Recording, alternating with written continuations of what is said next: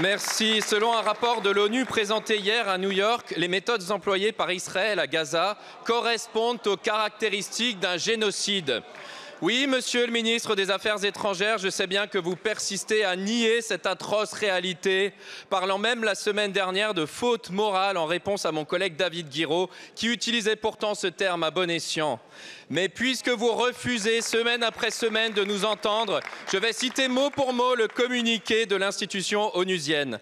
Par son siège de Gaza, l'obstruction de l'aide humanitaire, le meurtre de civils et de travailleurs humanitaires, malgré les appels répétés de l'ONU, les ordonnances contraignantes de la Cour internationale de justice et les résolutions du Conseil de sécurité, Israël cause intentionnellement la mort, la famine et des blessures graves en utilisant la privation de nourriture comme une arme. Oui, à Gaza, Israël commet un génocide.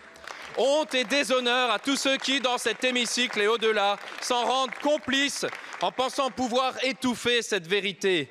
Honte et déshonneur à ceux qui laissent le gouvernement israélien piétiner le droit international, les droits humains et les institutions qui les défendent.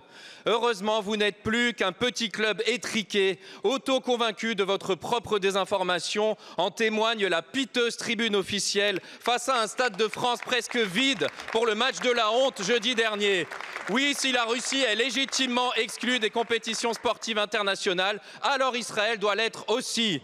Monsieur le Premier ministre, l'un de vos prédécesseurs, Dominique de Villepin, prononça un jour ces mots au siège de l'ONU lors d'un fameux discours. Dans ce temple des Nations Unies, nous sommes les gardiens d'un idéal, nous sommes les gardiens d'une conscience.